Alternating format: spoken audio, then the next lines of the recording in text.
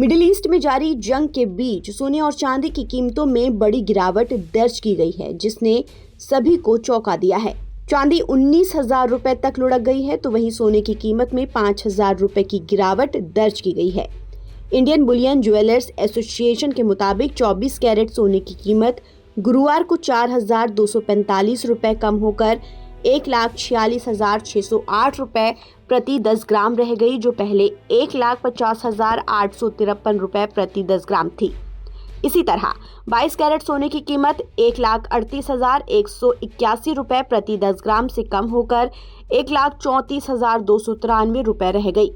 18 carat सोने का दाम 1,13,140 रुपए प्रति 10 ग्राम रह गया, जो पहले 1,09,956 रुपए था। सोने के साथ चांदी की कीमतों में भी गिरावट देखी गई है। चांदी का दाम 12,023 रुपए कम होकर 2,27,813 रुपए प्रति किलो रह गया है, जबकि पहले ये 2,39,836 रुपए पर था। MCX पर 5 जून की डिलीवरी वाला सोना पिछले सत्र में 1,53,708 रुपए पर बंद हुआ था और गुरुवार को ये 1,52,490 रुपए पर खुला। कारोबार के दौरान ये 1,47,100 रुपए तक गिरा।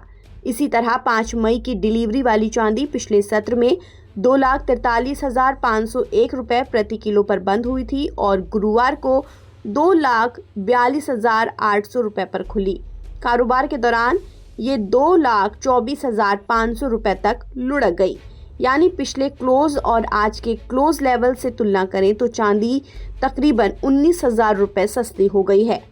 अब सवाल ये उठता है कि आखिर क्यों युद्ध जैसे हालात में सोने चांदी के दाम गिर गए हैं। वैश्विक युद्ध जैसे हालात में जहां निवेशक आमतौर पर सोने चांदी की तरफ भागते हैं, लेकिन वहीं इस बार तस्वीर अलग दिख रही है। सोने चांदी की कीमतों में आई गिरावट की सबसे बड़ी वजह भू राजनीतिक नहीं बल्कि आर्थिक है।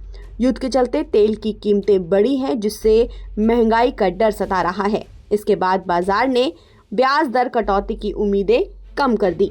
नतीजा ये हुआ कि US बॉन्ड यील्ड बढ़ गई और डॉलर मजबूत हो गया।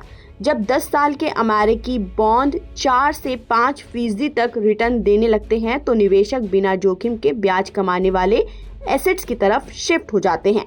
ऐसे में सोना चांदी जैसे नॉन यील्ड एसेट्स आकर्षण खो देते हैं। गिरावट का एक और बड़ा कारण मार्केट में लिक्विडिटी की कमी भी है। मिडिल ईस्ट जंग में निवेशक जोखिम से बचते हुए गोल्ड सिल्वर बेचकर कैश इकट्ठा कर रहे हैं, ताकि अनिश्चितता में लिक्विडिटी बनी रहे। अब ये सवाल उठता है कि क्या ये सोना चांदी खरीदने का सही वक्त है। कुछ एक्सपर्ट्स का मानना है कि मौजूदा गिरावट एक बाइंग अपॉर्चुनिटी हो सकती है, खासकर लंबी अवधि के निवेशकों के लिए। लेकिन वहीं कुछ एक्सपर्ट्स का कहना है कि अगर वैश्विक हालात और बिगड़ते हैं या ब्याज दरें लंबे समय तक ऊंची रहती हैं, तो कीमतों में और गिरावट आ सकती है। फिलहाल बाजार अभी अस्थिर है। छोटे समय के ट्रेडर सावधानी के साथ काम कर सकते हैं, लेकिन बड़े निवेशकों को एक अच्छे करेक्शन या सही मौके का इंतजार करना चाहिए। ताज़ा अपडेट के लिए आप बने रहिए नवभारत टाइम्स के साथ।